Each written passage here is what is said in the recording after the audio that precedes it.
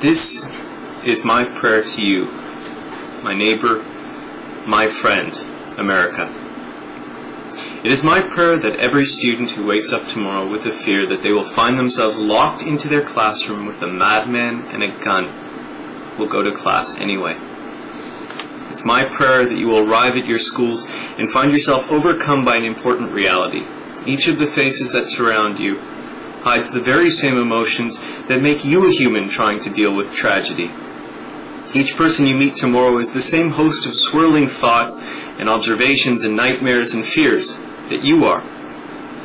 My prayer to you, America, is that tomorrow you realize that you are not alone.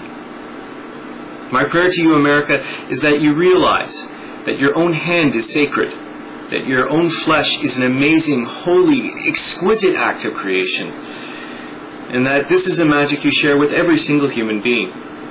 My prayer to you is that you will look at your arm, at the skin, at the creases of your elbow. You will look at the blood flowing millimeters below, and you'll notice what a fantastic thing it is to behold. And then it is my prayer that you take a moment to realize how obscene it is that such a vessel can be torn apart by anger and a gun. It is my prayer that you learn two things from this sin that we are all, by our inaction, responsible for. One, anger is nothing more than a mind allowed to spin out a cancerous dream. It is nothing more than a puffed up pain and overconfident sorrow. Anger is something that we're taught to admire. The righteous anger of a leader proclaiming the evil abroad, or the rabid fury of a wrestler, or an action hero doing bad things to bad people. We are taught that anger is an answer, a cure to injustice. But anger in your world is not about saving the planet or undoing injustice. It's about feeling afraid and powerless and seeking comfort in something that makes you feel bigger than yourself. Anger is the least of yourself, and each word of anger that you speak or consume just adds to the collective disease that will inevitably lead to this kind of tragedy.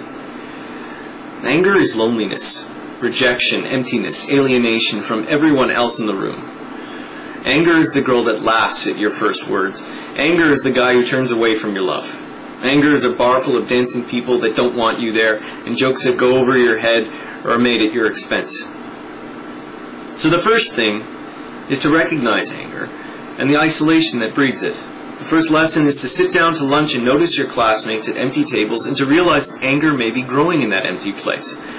My prayer to you, America, is that you realize that you have both the duty and the ability to fill that hole, to make yourself safer by opening your arms to those around you and helping them find a community that they will be unable to hate. The second lesson is about the tool, the obscene little device, the pathetic machine that lets a weakling take a life. I speak of the gun, and my prayer to you, America, is to finally grow up and throw away these toys. I speak to each musician that spins a tale that a man with a gun down his pants is worthy of respect. While I'm sure that among some women a gun is a sexy thing, frankly this is a man's fantasy and the world could do without this particular dick replacement. A man standing on a roof with a hammer in his hand, nailing the shingles on a home that'll keep a family dry for a decade, has my respect. A man who stands at the front of a class and opens the doors of possibility to the children he teaches is a man with respect. A man who works for his results, who shapes the planet, who doesn't threaten it into submission, is a man. A man with a gun is pathetic. He can kill, he can temporarily force his will on others, but he can only do so because of a piece of metal that he could never have devised himself, and it's built to take a hot piece of metal and shove it through sacred flesh. There's nothing sacred about a gun. There's nothing sacred about your so-called right to a gun.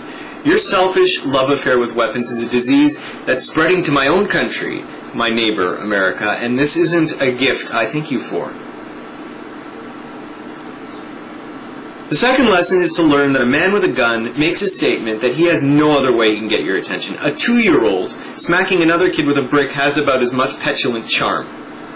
My prayer to you, America, is to learn to hate the gun enough to cast it aside and to shun those who would glorify it. The gun will never make you safe, America, just as Anger will never make you powerful. And with my prayer, my neighbor America, goes the belief.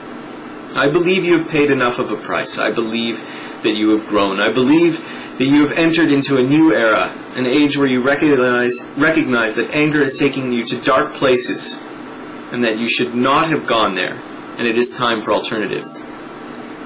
I believe that you will find strength and honor in yourselves, and that you will realize that heroic action is not one that splatters blood on the walls. Heroic action is a day-by-day recognition of your own neighbors and their pain, and in doing what you can to build a friendship that will protect us all. My deepest prayers are with the families of those who died today. May you find peace in their memory, and may the best part of them live in you always. My peace to you.